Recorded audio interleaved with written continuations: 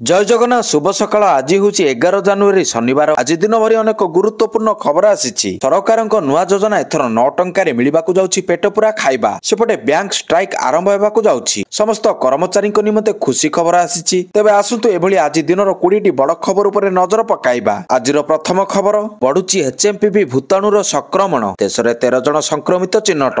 देश में एचएमपीवी संक्रमितों संख्या दिनकु दिन बढ़िबारे लागिछि। गुजरातर साबरकंठारे जणे 8 वर्षर शिशु एचएमपीवी रे संक्रमित होइतिबा जणा पड़िछि। ए पर्यंत केवल गुजरात रे 3टी मामला रिपोर्ट होइछि। राज्य सरकार ए संपर्क रे एक सतर्क सूचना जारी करिसंती। गुजरात रे एचएमपीवी रो प्रथम मामला जनवरी 6 रे रिपोर्ट होइतिला। स्वास्थ्य मंत्रालय लोकमानकु आश्वस्ति करिछि जे ए संक्रमण विषय रे भयभीत किबा आतंकित हेबार कोनोसी आवश्यकता नाही। परवर्ती खबर सरिला प्रवासी भारतीय दिवस।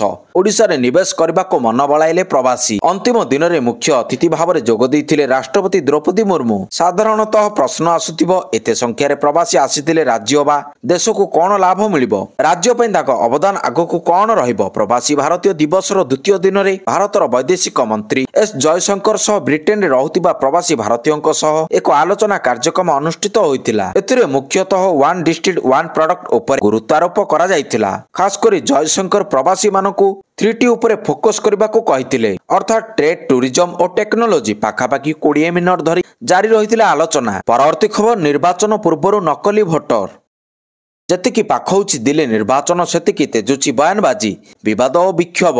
केजरीवाल विरोध में गतकाली बीजेपी करिछि पूर्वांचल मार्च। निकटरे पूर्वांचल भोटर को नहीं बीजेपी आउ आप मध्य कथा कटाकटी हेबा पर एबे याहाकु निर्वाचन प्रसंग करिछि प्रदेश बीजेपी और आप मुहांमुही हेबार देखिबाकु मिलिथिला। परवर्ती खबर पॉडकास्ट रे प्रधानमंत्री प्रथम साक्षात्कार। निखिल कामत सह पॉडकास्ट रे मोदी निजर व्यक्तिगत और राजनीति जीवन को नहीं अनेक जना अजना कथा प्रकाश करिसंती। पिला दिनठू नहीं प्रधानमंत्री बनिबा यात्रा को बखाणी मोदी। 2 घंटारू अधिक समय पॉडकास्ट सीरीज रे मोदी कहते से जने भगवान नुहंती मनीष अटंती। भूल मध्य तांको द्वारा होइथाए। 2 घंटार पॉडकास्ट रे प्रधानमंत्री निजर पिला बेल ठारू आरंभ करी संघर्ष और सरकार चलाइबार कौशल संपर्क रे मत रखिचंती। प्रधानमंत्री 2002 मसीह गोध्रा घटना को मध्य पॉडकास्ट रे मने पकाइथिले। परवर्ती खबर सरकार को बुझा पडुनी अंडार फंडा। नियंत्रण रे रहुनाई अंडा दर। आलू परे अंडा दर ऊपर मुहा। अंडा गोटा दाम 8 टंकार पहुंची जाइछि। स्कूल और अंगनवाड़ी रे पिलांकु अंडा जगाइबाकू कष्टकर होई पड़िछि। तबे अचानक अंडा दर बढ़िबा पछर कारण कोन? राज्य रे प्रतिदिन हाराहारी 1 कोटी रु अधिक अंडा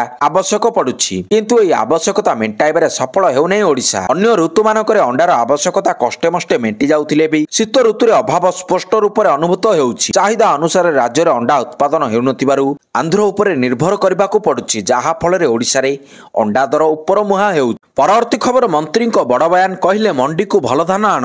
मंडी रे धान संग्रह ठीक भाव रे चलीछि। किछि स्थान रे असुविधा सामना को आसीछि। जे कोनोसी धान किनिले 3100 टंका देबे बोली चाषी को विभ्रांति करा जाउछि। एफएक्यू मानर धान आनिबा को पड़िबो बोली कहचंती खाद्य जोगाण मंत्री कृष्णचंद्र पात्र। मंत्री आउरी कहचंती जे किछि नेता लोकों को जानि सुनी उसुकाउछंती। भल धान आनिले 24 घंटा नुहे 12 घंटा मध्य टंका दिया जिवो, किंतु चाषी माने एफएक्यू मानर धान आनिबा दरकार। धान अति खराब होइतिले संग्रह करा जिवो नाही। परवर्ती खबर नारी शक्ति आउरी सशक्त हेबो। सबु क्षेत्र रे नारी आगरे अछंती। मोदी सरकार रे नारी को बेस गुरुत्व मिलुछि। आमे आ 3 सांसद हेउछु तार उदाहरण बोली कहचंती ओडिसा रो 3 जण महिला सांसद। प्रवासी भारतीय दिवस रो नारी शक्ति कार्यक्रम में योगदान करी कहचंती राज्य रो 3 महिला सांसद। परवर्ती खबर प्रवासी को सम्मानित कले महामहिम। प्रवासी भारतीय दिवस रे शामिल हेले महामहिम राष्ट्रपति द्रौपदी मुर्मू। गैलरी रे थिबा विभिन्न स्टॉल बोली देखुचंती राष्ट्रपति। प्रथम थर पई ओडिसा रे एभली भव्य आयोजन देखि बेस खुशी होइचंती।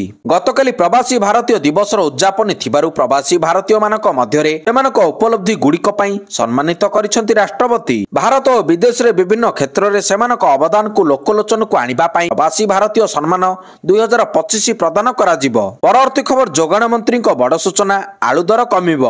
ओडिशा विवाद चर्चा को नहीं उत्तर देले जोगाण मंत्री। 2 राज्य मध्य कौनसी विवाद नाही बोली से कहचंती। आलू रे स्वयं संपूर्ण हेबु, अपेक्षा करंतु आलू दर कमिबो बोली कहचंती जोगाण मंत्री कृष्णचंद्र पात्र। पश्चिमबंग ओडिशा मध्य विवाद नाही। जो चर्चा हेउची पश्चिमबंग ओडिशा मध्य विवाद ସେପରି କିଛି ମଧ୍ୟ ନାହିଁ। ମମତା ଦିଦି ତାଙ୍କ ହିସାବରେ ନିୟମ କରୁଛନ୍ତି, ଆମେ ଆମ ହିସାବରେ ନିୟମ କରୁଛୁ, ଏଭଳି ପ୍ରତିକ୍ରିୟା ରଖିଛନ୍ତି ଯୋଗାଣ ମନ୍ତ୍ରୀ। ପରବର୍ତ୍ତୀ ଖବର ପ୍ରେମାନନ୍ଦ ମହାରାଜଙ୍କ ଶରଣରେ ବିରାଟ କୋହଲି। ପରବର୍ତ୍ତୀ ଖବର ଭାରତୀୟ ଷ୍ଟାର ବ୍ୟାଟ୍ସମ୍ୟାନ ବିରାଟ କୋହଲି ତାଙ୍କ ପତ୍ନୀ ଅନୁଷ୍କା ଶର୍ମା ଏବଂ ତାଙ୍କର ଦୁଇ ପିଲାଙ୍କ ସହିତ ପ୍ରେମାନନ୍ଦ ମହାରାଜଙ୍କ ଆଶ୍ରମରେ ପହଞ୍ଚିଛନ୍ତି। ଅଷ୍ଟ୍ରେଲିଆ ଗସ୍ତରୁ ଫେରିବା ପରେ କୋହଲି ଏବଂ ଅନୁଷ୍କା ବୃନ୍ଦାବନରେ ପ୍ରେମାନନ୍ଦ ଗୋବିନ୍ଦ ଶରଣଜୀ ମହାରାଜଙ୍କ ଆଶ୍ରମରେ ପହଞ୍ଚି ତାଙ୍କର ଆଶୀର୍ବାଦ ନେଇଥିଲେ। ପ୍ରେମାନନ୍ଦ ମହାରାଜଙ୍କ ଅଫିସିଆଲ ଇନଷ୍ଟାଗ୍ରାମ ହ୍ୟାଣ୍ଡେଲରେ ଏକ ଭିଡିଓ ପୋଷ୍ଟ କରାଯାଇଛି, ଯେଉଁଥିରେ କୋହଲି ଏବଂ ଅନୁଷ୍କା ସେମାନଙ୍କ ଦୁଇ ସନ୍ତାନ ଭାମିକା ଏବଂ ଆକାୟଙ୍କ ସହିତ ପ୍ରେମାନନ୍ଦ ମହାରାଜଙ୍କୁ ଦେଖା କରିବାକୁ ଆସିଛନ୍ତି। ପରବର୍ତ୍ତୀ ଖବର ଆଜି ଖୋଲିବାକୁ ଯାଉଛି ପ୍ରବାସୀ ଭାରତୀୟ ଦିବସର ପ୍ରଦର୍ଶନୀ।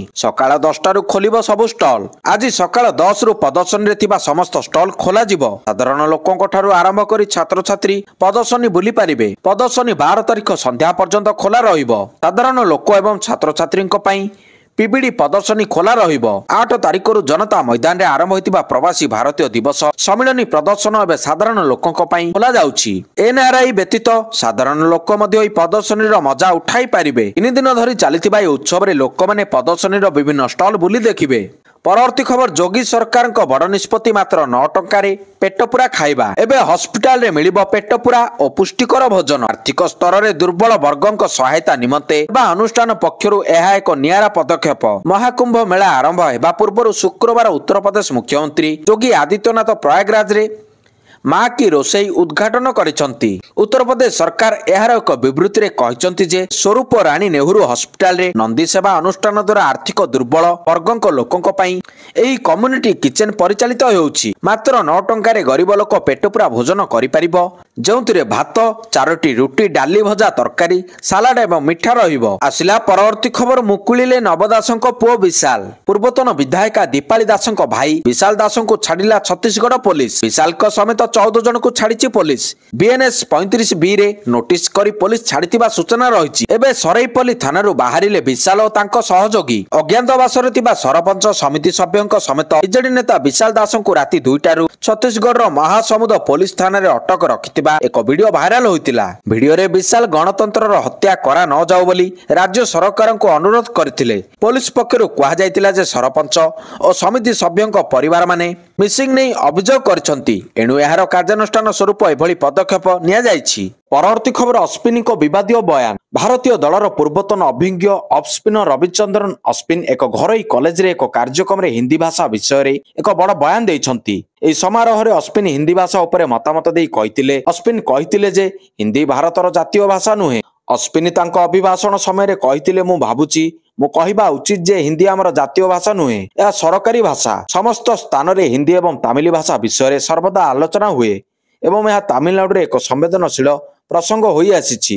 ପରବର୍ତ୍ତୀ ଖବର, ସମଲିଙ୍ଗୀ ବିବାହ ବିବାଦର ଅନ୍ତ। ସମଲିଙ୍ଗୀ ବିବାହର ଅନ୍ତ ହୋଇଛି। ସମଲିଙ୍ଗୀ ବିବାହକୁ ମିଳିପାରିବ ନାହିଁ ଆଇନଗତ ମଞ୍ଜୁରୀ। ଗତ 2023 ଅକ୍ଟୋବର 17ରେ ସୁପ୍ରିମକୋର୍ଟ ଦେଇଥିବା ରାୟକୁ କାଏମ ରଖିଛନ୍ତି ଖଣ୍ଡପୀଠ। ସୁପ୍ରିମକୋର୍ଟ ଦେଇଥିବା ପୂର୍ବ ରାୟର ପୁନଃ ସମୀକ୍ଷା କରିବା ଲାଗି ହୋଇଥିବା ଆବେଦନକୁ ଖାରଜ କରିଛନ୍ତି ଖଣ୍ଡପୀଠ। Justice BR Gavai, Surya Kant BV Nagarathna, PS Narasimha ଓ ଦୀପଙ୍କର ଦତ୍ତଙ୍କୁ ନେଇ ଗଠିତ ଖଣ୍ଡପୀଠ ସୁପ୍ରିମକୋର୍ଟଙ୍କ ଅତୀତ ରାୟକୁ ଯଥାର୍ଥ ବୋଲି କହିବା ସହ ଏହି ମାମଲାର ଖୋଲା ଶୁଣାଣି କରିବା ଲାଗି ହୋଇଥିବା ଆବେଦନକୁ ଆଗ୍ରହ କରିଛନ୍ତି। ପରବର୍ତ୍ତୀ ଖବର, ୱାର୍କିଂ ଆୱାରକୁ ନେଇ ପୁଣି ବିବାଦ। ସପ୍ତାହରେ 90 ଘଣ୍ଟା କାମ କରିବା ନେଇ ପ୍ରସ୍ତାବ।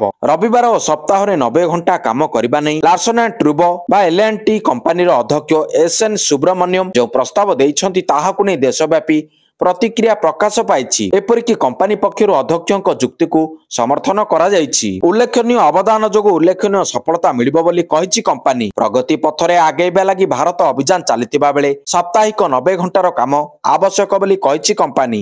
ପରବର୍ତ୍ତୀ ଖବର, ରାଜ୍ୟ କର୍ମଚାରୀଙ୍କ ପାଇଁ ଏକ ବଡ଼ ଖୁସି ଖବର ଦେଇଛନ୍ତି ମୁଖ୍ୟମନ୍ତ୍ରୀ। ଖୁବ୍ ଶୀଘ୍ର କର୍ମଚାରୀମାନଙ୍କୁ 10 ଲକ୍ଷ ଟଙ୍କାର ବଡ଼ ଉପହାର ପ୍ରଦାନ କରିବେ ରାଜ୍ୟ ସରକାର। ନେଇ ମୁଖ୍ୟମନ୍ତ୍ରୀ ବଡ଼ ଘୋଷଣା କରିଛନ୍ତି। ରାଜ୍ୟ କର୍ମୀ ସ୍ୱାସ୍ଥ୍ୟ ବୀମା ଯୋଜନାରେ କର୍ମଚାରୀମାନଙ୍କୁ ବାର୍ଷିକ 5 ଲକ୍ଷ ଟଙ୍କାର ବୀମା ଯୋଗାଇ ଦିଆଯିବ। ସେହିପରି ଗମ୍ଭୀର ରୋଗ ଇତ୍ୟାଦିରେ 10 ଲକ୍ଷ ଟଙ୍କା ପର୍ଯ୍ୟନ୍ତ ହେଲ୍ଥ କଭରେଜ ମଧ୍ୟ ମିଳିପାରିବ। ଏନେ ଝାଡ଼ଖଣ୍ଡ ମୁଖ୍ୟମନ୍ତ୍ରୀ ହେମନ୍ତ ସୋରେନ ଘୋଷଣା କରିଛନ୍ତି। ପରବର୍ତ୍ତୀ ଖବର, ବିବାହ ବିଚ୍ଛେଦ ହାଇକୋର୍ଟଙ୍କ ବଡ଼ ରାୟ। ବିବାହ ବିଚ୍ଛେଦ ମାମଲାରେ ହାଇକୋର୍ଟଙ୍କ ଗୁରୁତ୍ୱପୂର୍ଣ୍ଣ ରାୟ ଆସିଛି। ଉଭୟ ପତି ପତ୍ନୀଙ୍କ ସହମତି ବିନା ହୋଇପାରିବ ନାହିଁ ବିଚ୍ଛେଦ ଫଇସଲା। ମାମଲା ବିଚାରାଧୀନ ଥିବା ସମୟରେ ମଧ୍ୟ ଜଣେ ଏକପାଖିଆ ସମ୍ମତି ପ୍ରତ୍ୟାହାର କରିପାରିବ। ସ୍ୱାମୀ ଓ ସ୍ତ୍ରୀ ପରସ୍ପର ସହମତିରେ ବିବାହ ବିଚ୍ଛେଦ ପାଇଁ ଦାୟର କରିଥିବା ମାମଲା ବିଚାରାଧୀନ ଥିବା ବେଳେ ଯେକୌଣସି ସମୟରେ ଦମ୍ପତିଙ୍କ ମଧ୍ୟରୁ ଜଣେ ଏକପାକ୍ଷୀୟ ଭାବରେ ସହମତି ପ୍ରତ୍ୟାହାର କରିପାରିବେ। ପରବର୍ତ୍ତୀ ଖବର ବ୍ୟାଙ୍କ କାମ ହେବ ଅଚଳ। ଫେବୃଆରୀ ଧର୍ମଘଟ ପାଇଁ ଏସବିଆଇ ର ଡାକରା। ଆସନ୍ତା ଫେବୃଆରୀ 24 ଓ 25 ତାରିଖରେ ଦେଶବ୍ୟାପୀ ବ୍ୟାଙ୍କ ଧର୍ମଘଟ ଧମକ ଦେଇଛି। ବ୍ୟାଙ୍କ ଧର୍ମଘଟ ଧମକ ଦେଇଛି ସର୍ବଭାରତୀୟ ଅଫିସର ମହାସଂଘ ପକ୍ଷରୁ ସପ୍ତାହକୁ 5 ଦିନିଆ କାର୍ଯ୍ୟ ଦିବସ, ସବୁ କ୍ୟାଡରରେ ପର୍ଯ୍ୟାପ୍ତ ସଂଖ୍ୟକ କର୍ମଚାରୀ ନିଯୁକ୍ତି ଏବଂ ଦୀର୍ଘ ଦିନ ହେଲା ପଡି ରହିଥିବା ଅନ୍ୟାନ୍ୟ ଦାବିଗୁଡ଼ିକର ସମାଧାନ ଦାବିରେ ଏହି ଧର୍ମଘଟ ଡାକରା ଦିଆଯାଇଛି। ପରବର୍ତ୍ତୀ ଖବର ଛତିଶଗଡ଼ରେ ଅଟକ ନବ ଦାସଙ୍କ ପୁଅ ବିଶାଲ। ପୂର୍ବତନ ମନ୍ତ୍ରୀ ନବ ଦାସଙ୍କ ପୁଅ ବିଶାଲ ଦାସ ଅଟକ। ବିଶାଲଙ୍କୁ ଅଟକ ରଖିଛି ଛତିଶଗଡ଼ ପୁଲିସ। ମହାସମୁଦ ଜିଲ୍ଲା ଅନ୍ତର୍ଗତ ସରେଇପୁଲି ଥାନା ପୁଲିସ ବିଶାଲଙ୍କୁ ଅଟକ ରଖିଛି। ବିଳମ୍ବିତ ରାତିରୁ ବିଶାଲ ଅଟକ ଥିବା ସୂଚନା ମିଳିଛି। ବିଶାଲଙ୍କ ସହ କିଛି ସମିତି ସଭ୍ୟ ଓ ସରପଞ୍ଚମାନେ ମଧ୍ୟ ଅଟକ ରହିଥିବା ଜଣାପଡ଼ିଛି। ତେବେ ଏପରି ଗଣତନ୍ତ୍ର ଚଳିବ ନାହିଁ, ତୁରନ୍ତ ଆମ ମୁକୁଳିବାର ବ୍ୟବସ୍ଥା କର ବୋଲି କହି ସେ ରାଜ୍ୟ ସରକାରଙ୍କୁ ଜଣାଇଛନ୍ତି। ପରବର୍ତ୍ତୀ ଖବର ଚାଷୀଙ୍କୁ ମିଳିଲା ବୀମା କ୍ଷତିପୂରଣ। ପୁରୀ ଜିଲ୍ଲାରେ ଲଘୁଚାପ ବର୍ଷା ଯୋଗୁଁ କ୍ଷତି ସହିଥିବା ଚାଷୀଙ୍କୁ ମିଳିଲା ପ୍ରଥମ ପର୍ଯ୍ୟାୟର କ୍ଷତିପୂରଣ। ଚାଷୀଙ୍କ ଆକାଉଣ୍ଟକୁ ଆସିଛି ପ୍ରଥମ ପର୍ଯ୍ୟାୟ ବୀମା ଟଙ୍କା। ପୁରୀ ଜିଲ୍ଲାରେ 1,23,000 ଚାଷୀଙ୍କର ରହିଛି ଫସଲ ବୀମା। ସେଥିରୁ 56,000 ଚାଷୀ କ୍ଷତିପୂରଣ ନେଇ ଅନଲାଇନରେ ଆବେଦନ କରିଥିଲେ। ଆଉ ପ୍ରଥମ ପର୍ଯ୍ୟାୟରେ 16,095 ଚାଷୀଙ୍କୁ 25% ହିସାବରେ କ୍ଷତିପୂରଣ ମିଳିଛି। ଚାଷୀମାନଙ୍କୁ ବୀମା କ୍ଷତିପୂରଣ ମିଳିବା ନେଇ ସୂଚନା ଦେଇଛନ୍ତି ଜିଲ୍ଲା ମୁଖ୍ୟ କୃଷି ଅଧିକାରୀ ପ୍ରଦୀପ କୁମାର ଦାସ। ପରବର୍ତ୍ତୀ ଖବର ଚାଷୀଙ୍କ ରାସ୍ତାରୋକ। ମଣ୍ଡି ଅବ୍ୟବସ୍ଥାକୁ ନେଇ ତାତିଲେ ଚାଷୀ। ରାଜରାସ୍ତାରେ ଧାନ ବସ୍ତା ରଖି ପ୍ରତିବାଦ କଲେ। କଟକ ଜିଲ୍ଲା ନରସିଂହପୁର ବ୍ଲକ ଅନ୍ତର୍ଗତ କୋକଳବାରେ ମଣ୍ଡି ଅବ୍ୟବସ୍ଥା ନେଇ ରାସ୍ତା ଅବରୋଧ କରିଛନ୍ତି ଚାଷୀ। ମଣ୍ଡିରେ କଟନୀ ଛଟନୀ ବନ୍ଦ କରିବା ଓ ଠିକ୍ ସମୟରେ ଧାନ ଉଠାଣ ଦାବିରେ କଟକ କମଳାଡିହ ମୁଖ୍ୟ ରାସ୍ତାର କୋକଳବା ଛକ ନିକଟରେ ଧାନ ବସ୍ତା ରଖି ଚାଷୀମାନେ ରାସ୍ତାରୋକ କରିବା ସହ ମିଲରଙ୍କ ବିରୋଧରେ ନାରାବାଜି କରିଛନ୍ତି। ପରବର୍ତ୍ତୀ ଖବର ତିରୁପତି ମନ୍ଦିର ଦଳାଚକଟା ଘଟଣା। ବିଚାର ବିଭାଗୀୟ ତଦନ୍ତ ନିର୍ଦ୍ଦେଶ, 2 ଅଧିକାରୀ ନିଲମ୍ବିତ। ତିରୁପତି ମନ୍ଦିର ଦଳାଚକଟା ଘଟଣାରେ ଆନ୍ଧ୍ରପ୍ରଦେଶ ମୁଖ୍ୟମନ୍ତ୍ରୀ ଚନ୍ଦ୍ରବାବୁ ନାଇଡୁ ଗତକାଲି ବିଚାର ବିଭାଗୀୟ ତଦନ୍ତ ଘୋଷଣା କରିଥିଲେ। ଏହି ଘଟଣାରେ 2 ଜଣ ଅଫିସରଙ୍କୁ ନିଲମ୍ବନ କରାଯାଇଛି। ନାଇଡୁ ଗତକାଲି ସକାଳେ ଅନ୍ୟ ମନ୍ତ୍ରୀ ଏବଂ ଟିଡିଡି ଅଧିକାରୀଙ୍କ ସହ ଦୁର୍ଘଟଣା ସ୍ଥଳରେ ପହଞ୍ଚି ସ୍ଥିତିର ସମୀକ୍ଷା କରିଥିଲେ। ବିଚାର ବିମର୍ଶ କରିବା ପରେ 2 ଜଣ ଅଧିକାରୀ ଠିକ୍ ଭାବରେ ସେମାନଙ୍କ କାର୍ଯ୍ୟ ସମ୍ପାଦନ କରିନଥିବାରୁ ନିଲମ୍ବିତ ହୋଇଛନ୍ତି। ପରବର୍ତ୍ତୀ ଖବର ବିଏମସି ଅଫିସ ଘେରିଲେ ସଫେଇ କର୍ମଚାରୀ। ରାଜଧାନୀରେ ସଫେଇ ମଜଦୁର ସଂଘର ସମ୍ପାଦକ ସହଦେବ ନାୟକ ହତ୍ୟା ମାମଲା। ନ୍ୟାୟ ଦାବିରେ ଗତକାଲି ମଧ୍ୟ ଆନ୍ଦୋଳନରେ ସଫେଇ କର୍ମଚାରୀ। ବିଏମସି ଅଫିସ ଆଗରେ ଭୁବନେଶ୍ୱର ମ୍ୟୁନିସିପାଲିଟି ସଫେଇ ମଜଦୁର ସଂଘର ଧାରଣା। 3 ଦଫା ଦାବି ନେଇ ଧାରଣା ଦେଲେ ଶତାଧିକ ସଫେଇ କର୍ମଚାରୀ। 2 ଦିନ ହୋଇଗଲାଣି ଭୁବନେଶ୍ୱରରେ ବୁଲିନି ଝାଡୁ ଓ ଉଠିନାହିଁ ଅଳିଆ। ହତ୍ୟା ଅଭିଯୁକ୍ତମାନଙ୍କୁ ଫାଶୀଦଣ୍ଡ ଦାବିରେ ଅଟଳ ସଫେଇ କର୍ମୀ। ହତ୍ୟା ଅଭିଯୁକ୍ତମାନଙ୍କୁ ଫାଶୀଦଣ୍ଡ ଦାବିରେ ଅଟଳ ସଫେଇ କର୍ମୀ। ପରବର୍ତ୍ତୀ ଖବର 10 ବର୍ଷରେ 197 କୋଟି ଟଙ୍କା ଲାଗିଛି ମାତ୍ର 74 ଲକ୍ଷ ଗଛ। ବଲାଙ୍ଗୀର ଜିଲ୍ଲାରେ ଖାତା କଲମରେ ଲଗାଯାଇଛି ହଜାର ହଜାର ସଂଖ୍ୟାରେ ଗଛ। କାମ୍ଫା ଫଣ୍ଡର ହରିଲୁଟ ହୋଇଛି କୋଟି କୋଟି ଟଙ୍କା। ଆରଟିଆଇ ଆଇନ ବଳରେ ଏହି କେଳେଙ୍କାରୀ ସାମ୍ନାକୁ ଆସିଛି। ଆରଟିଆଇ ର ତଥ୍ୟ କହୁଛି 2015-16 ବର୍ଷରେ ଏହି ଅଞ୍ଚଳରେ 40 ହେକ୍ଟରରେ 8,000 ଗଛ ଲଗାଯାଇଥିଲା। ପୁଣି ସେହି ସ୍ଥାନରେ 2019-20ରେ 35 ହେକ୍ଟରରେ ଲାଗିଥିଲା 56,000 ଗଛ। 2021-22ରେ ପୁନର୍ବାର ସେହି ସ୍ଥାନରେ 20,000 ଗଛ ଲଗାଯାଇଥିଲା। ହେଲେ ଘଞ୍ଚ ଜଙ୍ଗଲ ସୃଷ୍ଟି ହେବା ବଦଳରେ ଗୋଟିଏ 2ଟା ନିମ୍ବ ଗଛ ଛଡା ଆଉ କିଛି ଗଛ ଦିଶୁନାହିଁ। କେବଳ ଗାନ୍ଧରାଲ ନୁହେଁ, ଜିଲ୍ଲାର ବିଭିନ୍ନ ସ୍ଥାନରେ ଏମିତି ଖାତା କଲମରେ ଲକ୍ଷ ଲକ୍ଷ ଗଛ ଲଗାଯାଇଥିବା ସାମ୍ନାକୁ ଆସିଛି। ପରବର୍ତ୍ତୀ ଖବର 4 ଦିନ ସ୍ଥଗିତ ରହିବ ରତ୍ନଭଣ୍ଡାର ମରାମତି କାମ। ରତ୍ନଭଣ୍ଡାର ମରାମତିକୁ ନେଇ ଆସିଲା ବଡ ଖବର। ଆସନ୍ତା 12ରୁ 15 ତାରିଖ ପର୍ଯ୍ୟନ୍ତ ରତ୍ନଭଣ୍ଡାର ମରାମତି ସ୍ଥଗିତ ରଖାଯାଇଛି। ମକର ସଂକ୍ରାନ୍ତି ସହ ଅନ୍ୟାନ୍ୟ ନୀତିକାନ୍ତି ଦୃଷ୍ଟିରୁ ମରାମତି କାମ ବନ୍ଦ ରହିବ। ଜାନୁଆରୀ 16ରୁ ପୁଣି ଥରେ ମାର୍ଗଦର୍ଶିକା ଅନୁସାରେ ମରାମତି କାମ ଆରମ୍ଭ ହେବ। ପରବର୍ତ୍ତୀ ଖବର ପ୍ରବାସୀ ଭାରତୀୟ ସମ୍ମିଳନୀରେ ହଜିଗଲା ଓଡ଼ିଆ ଅସ୍ମିତା। ଗାନ ହେଲା ନାହିଁ ରାଜ୍ୟ ସଙ୍ଗୀତ ବନ୍ଦେ ଉତ୍କଳ ଜନନୀ। ଓଡ଼ିଆ ଅସ୍ମିତା କଥା କହି ଶାସନକୁ ଆସିଥିଲା ବିଜେପି, ହେଲେ ବିଶ୍ୱସ୍ତରୀୟ ମଞ୍ଚରେ ଦଳି ଚକଟି ଫୋପାଡ଼ି ଦେଲା ବିଜେପି। ପ୍ରବାସୀ ଭାରତୀୟ ସମ୍ମିଳନୀରେ ଓଡ଼ିଆ ଅସ୍ମିତା ଓ ରାଜ୍ୟର ସମ୍ମାନ ବହନ କରୁଥିବା ରାଜ୍ୟ ସଙ୍ଗୀତ ବନ୍ଦେ ଉତ୍କଳ ଜନନୀ ଗାନ କରାଗଲା ନାହିଁ। ଏହାକୁ ନେଇ ରାଜ୍ୟ ସରକାରଙ୍କ ଉପରେ ବର୍ଷିଛି ଉତ୍କଳ ସମ୍ମିଳନୀ। ଖୋଦ୍ ଓଡ଼ିଶାରେ ଏତେ ବଡ଼ ସମ୍ମିଳନୀ ହୋଇଥିଲେ ବି ରାଜ୍ୟ ସରକାର ଓଡ଼ିଆ ଅସ୍ମିତା ପ୍ରତି କରୁଛନ୍ତି କୁଠାରଘାତ। ଏହି ସମ୍ପର୍କରେ ତୁରନ୍ତ ସ୍ପଷ୍ଟୀକରଣ ଦେବାକୁ ଦାବି କରିଛି ଉତ୍କଳ ସମ୍ମିଳନୀ। ପରବର୍ତ୍ତୀ ଖବର ବିଜେପିକୁ ଫେରିଲେ ରଘୁବର ଦାସ। ପୁଣି ଥରେ ଭାରତୀୟ ଜନତା ପାର୍ଟିରେ ଯୋଗଦେଲେ ରଘୁବର ଦାସ। ଓଡ଼ିଶାର ରାଜ୍ୟପାଳ ପଦରୁ ଇସ୍ତଫା ଦେବା ପରେ ଆନୁଷ୍ଠାନିକ ଭାବରେ ବିଜେପିରେ ମିଶିଲେ। ଶୁକ୍ରବାର ଦିନ ରାଞ୍ଚିରେ ହଜାର ହଜାର ସମର୍ଥକ ଏବଂ ଦଳର ରାଜ୍ୟ ୟୁନିଟର ପ୍ରମୁଖ ନେତାଙ୍କ ଉପସ୍ଥିତିରେ ବିଜେପିରେ ଯୋଗ ଦେଇଛନ୍ତି। ଦଳରେ ପୁଣି ଥରେ ଯୋଗ ଦେବା ପରେ ସେ କହିଛନ୍ତି ଯେ ଭାରତୀୟ ଜନତା ପାର୍ଟିର ଜଣେ କର୍ମୀ ଭାବରେ ଏକ ନୂତନ ଆରମ୍ଭ କରି ମତେ ଲାଗୁଛି ମୁଁ ଯେପରି ମୋ ମାଙ୍କ କୋଳର ଛାଇ ତଳକୁ ଫେରି ଆସିଛି। ପରବର୍ତ୍ତୀ ଖବର ପ୍ରଧାନମନ୍ତ୍ରୀଙ୍କୁ କୃତଜ୍ଞତା ଜଣାଇଲେ मुख्यमंत्री प्रधानमंत्री नरेंद्र मोदी को कृतज्ञता जणाइछंती मुख्यमंत्री मोहन चरण माझी। एने मुख्यमंत्री तांकर social media account X ray एक पोस्ट करिसंती। मुख्यमंत्री लिखिसंती प्रवासी भारतीय दिवस रे आपनक गारिमामय उपस्थिति एही कार्यक्रम को आउरी सफल एवं स्वतंत्र करि पारिछि। आपनक मार्गदर्शन समस्त प्रवासी भारतीयक मनरे नुआ आशा उत्साह एवं उद्दीपना भरिदेवा सह विकसित भारत निर्माण पई अनुप्राणित करिछि। एथिपई व्यक्तिगत भावरे मु आपनक कृतज्ञता जणाउछि। आजिर शेष खबर ट्रम्प को मिलिला बड़ आश्वस्ति। अमेरिका विचारपति जॉन मर्चान शुक्रवार डोनाल्ड ट्रम्प को अर्थ मामलें निशर्त दोषमुक्त राय शुणाइछंती। ट्रम्प को कौनसी दंड बिना समस्त 34 मामलें राय शुणाइछंती। एहार अर्थ ट्रम्प को एबे आश्वस्ति मिलिछि। यह स्पष्ट करुछि जे तांकर व्हाइट हाउस जिबारे कौनसी प्रतिबंधक रहिबो नाही। दर्शक बंधु यह थिला आज दिनर किछि मुख्य खबर। जदि खबर आपननको भल लागिथाय ताहाले वीडियो को बहु मात्रा रे शेयर करिवे। धन्यवाद।